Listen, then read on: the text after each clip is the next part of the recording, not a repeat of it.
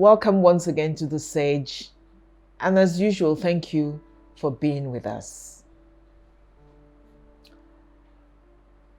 For me, today's show has been perhaps one of the most difficult to produce. It comes from a spirit, from a soul that is deeply, deeply troubled.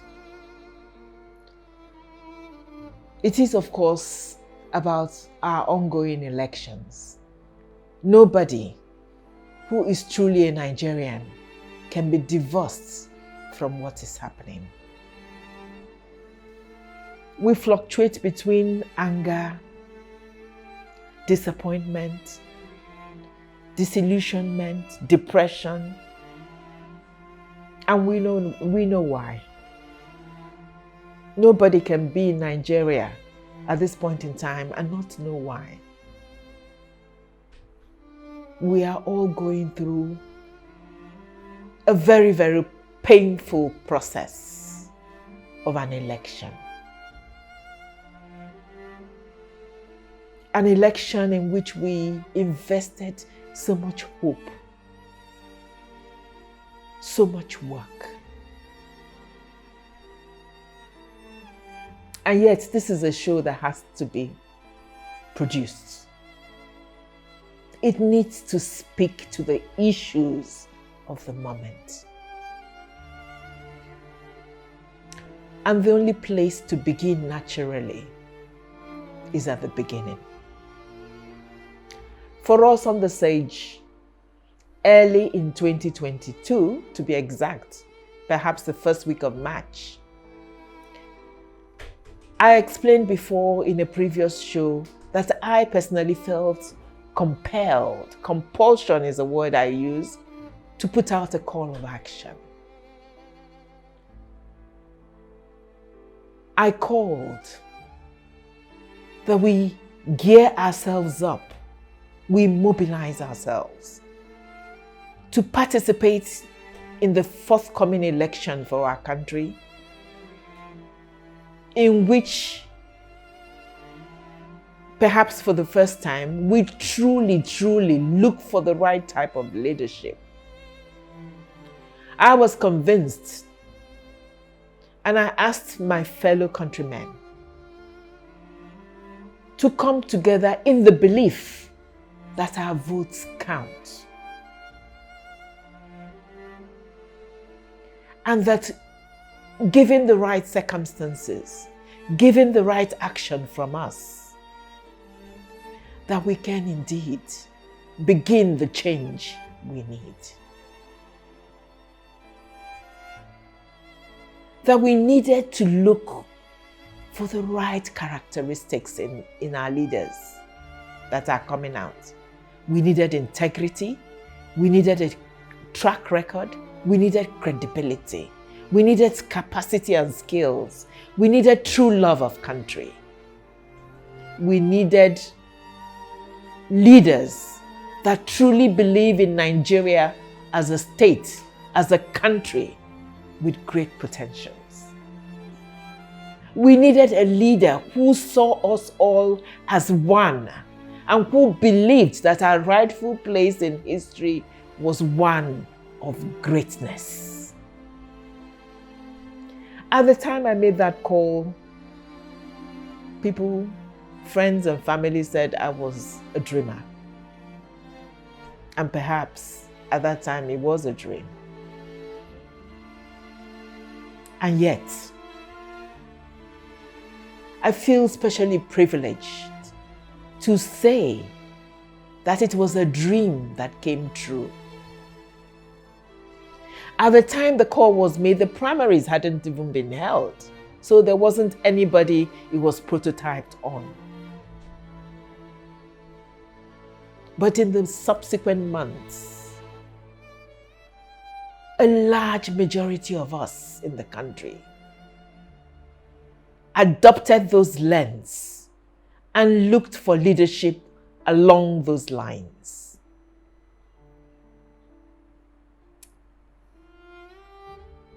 perhaps more than ever before, more people than not in this country looked at leaders with the qualities that we thought was necessary. An amazing youth movement sprang up. The movement had no tribe, it had no religion, it had no geographical boundaries. Millions of young people mobilized themselves into a coalition. And I'm proud to say that many of us also, who may not be young, joined that movement. So it was a movement of largely young people, but of people of all ages, of all well-meaning individuals in our beloved country. The 25th of February 2023 will perhaps go down in our history, at least in my opinion, as one of our greatest shows of patriotism. One of our greatest demonstrations of our hope and our belief in the potential greatness of our beloved country. Millions came out to vote. An unprecedented number of young people came out and voted. Some for the very first time in their life. We were all there, young and old. We weathered poor logistics, inclement weather, some rain, some the heat. Through it all, we extended hands of fellowship to each other. In where I voted, people were buying water and sharing, bringing refreshments for the officials conducting the election.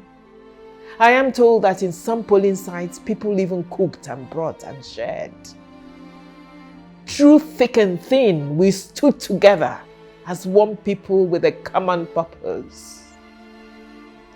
We were there to cast our votes. We were there to brave whatever difficulties there were. And it was evident across the country. People voted, spent the night there, voted till the early hours of the morning, suffered hunger, thirst, stayed to count their votes and make sure it was properly counted. It was a proud, proud moment of our history.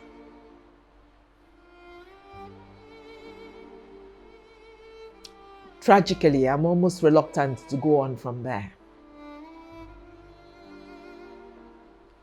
What the majority of us witnessed at the end of it all was nothing short of a rape of our democracy.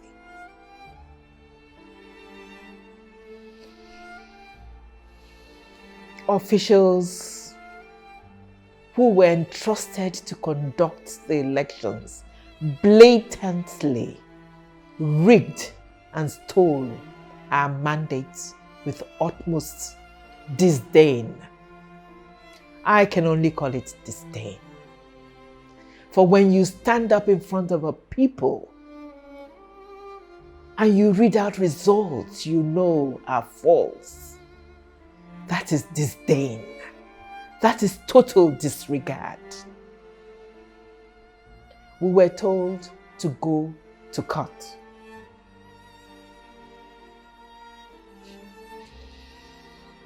Our young people especially felt totally betrayed. For them, they had begun to have a hope that they matter, that their votes can make a difference, that they can indeed influence the type of leadership they want, that a better future was a possibility.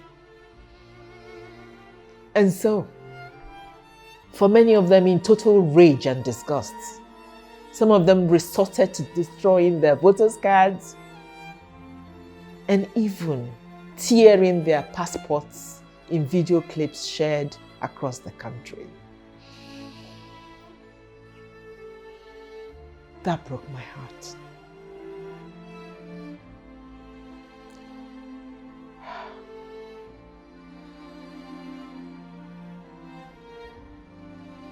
As a mother, as a grandmother, as an elder, that broke my heart.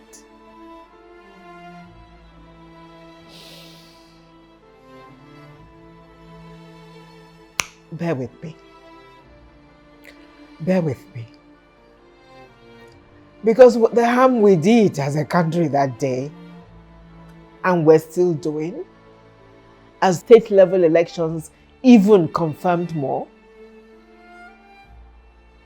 is greater than stabbing and killing. When you destroy the hopes of millions of people, there could be no greater crime than that.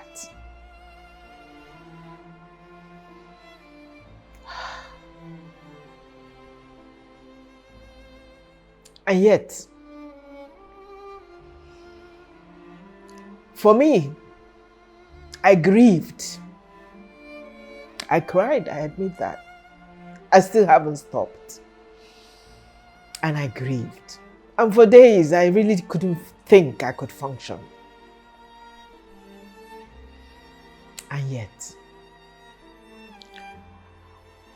on deeper reflection, and I decided to share the reflection on this show, I think we may be in danger of recognizing two important things from what has happened. One is that the enemy was never going to give up easily anyway. The enemy is the enemy.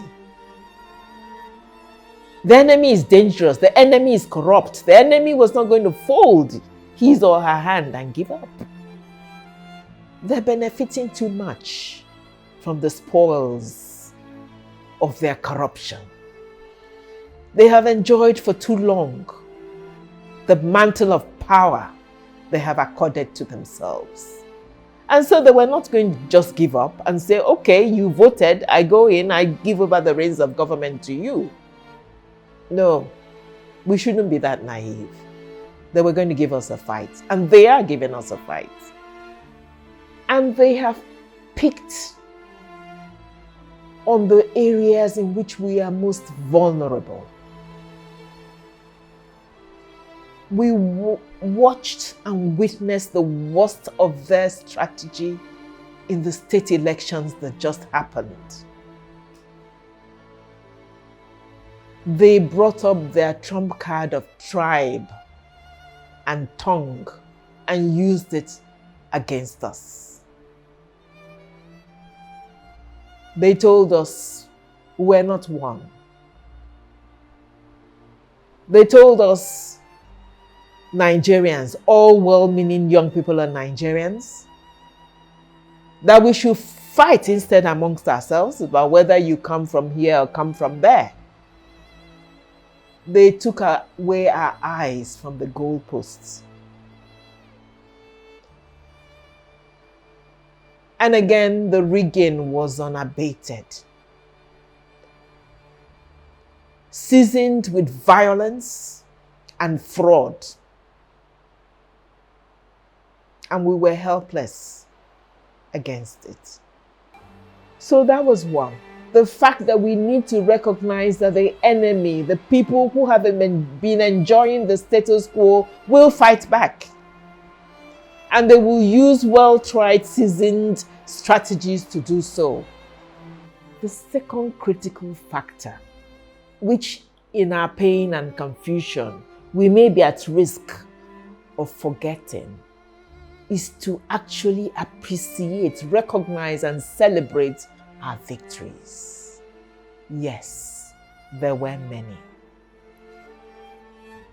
To talk about a few, we, for the first time perhaps, rekindled hope in ourselves, particularly in our young people. We exhibited unprecedented courage in coming out in our huge numbers to vote for the right type of candidate.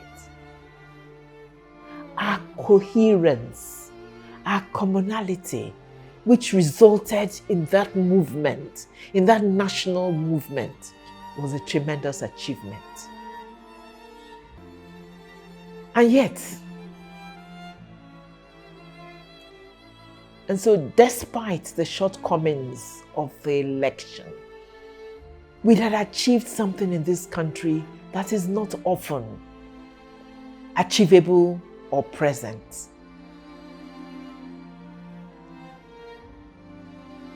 We also, amazingly, birthed new parties who have a stake, a place, a presence in existing structures, so that from henceforth we will be able to have more choice. And not just the two leading parties that we've been sort of forced to choose from in the past. I am told that in many countries they have strived to do this and have never been able to succeed. But in that short time, in the few months, we did it in this country. There are one or two additional parties out there now who give us a choice, who give us a better hope of choosing the right type of leadership. And I don't know, but perhaps the most important achievement to my mind is hope and belief that we are a great people and we can make it happen. We must never let them take that away from us. So let us not make the mistake of undervaluing our achievements or giving up our hope for a better future. We have come a long way and there's no turning back. I say that again for emphasis. We have come a long way and we're never going to turn back. We must take the enemies of our good and progress head on. We are the majority in this country. Our young people are the majority. The country is theirs. The well-meaning individuals within this country are huge in number. Together, we're a formidable force. We must resist and counter all their attempts to divide us and frustrate us. We must reject their tactics in its totality. It is not too late. The fight is just beginning. We must remain steadfast in our belief in our innate goodness. We are a good people. We have everything required to be a great country.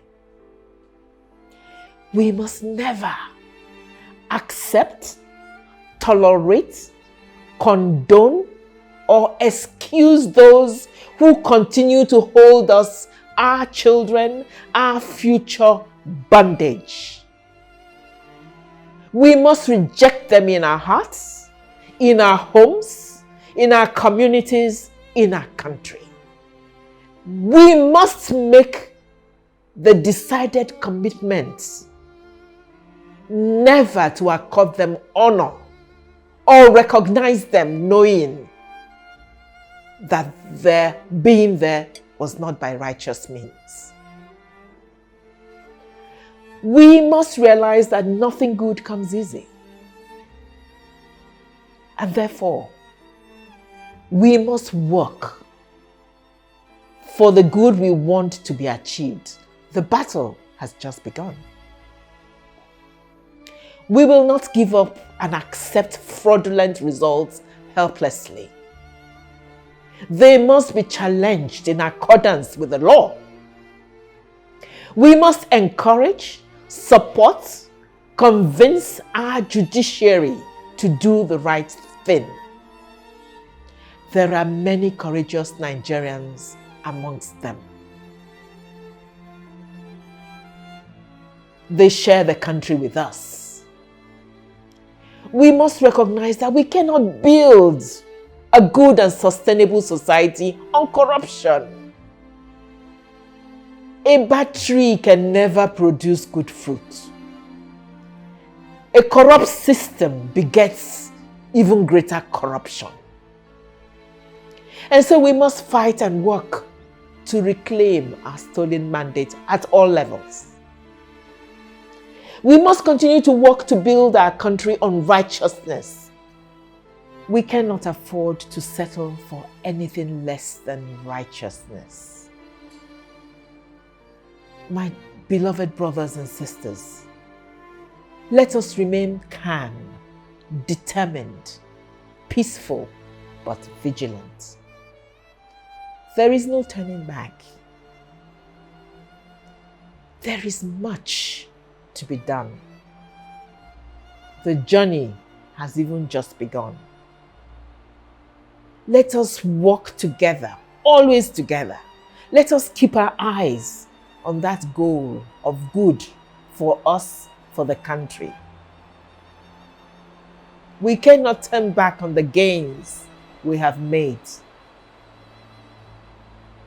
And as we walk and fight as the need may be, may the good Lord help us all.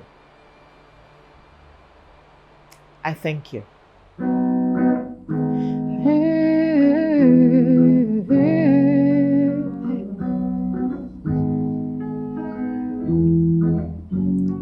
We must come together, work for peace, work to uphold our unity, show strength, show faith, one and all. Oh, come, cast aside ethnic rivalry, cast aside religious bigotry, show strength, show faith, one and all.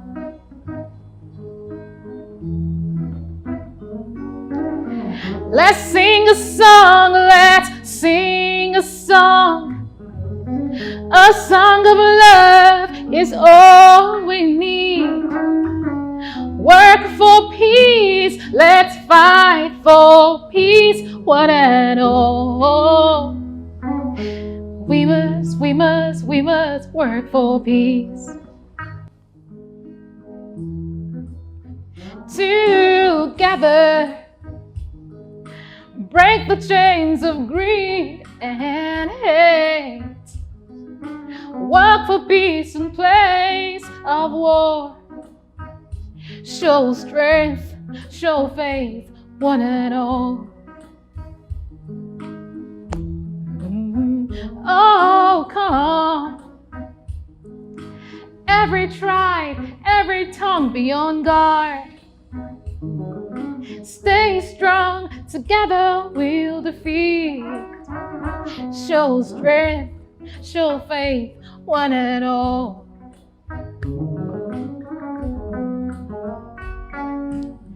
Let's sing a song, let's sing a song of humanity, great humanity. Let's kill the walls, let's kill the walls. We must fight, we must fight, fight, fight. We must fight for peace. But we must work, work, work. We must work, work, work. We must work, work, work. We must work for peace. Yeah.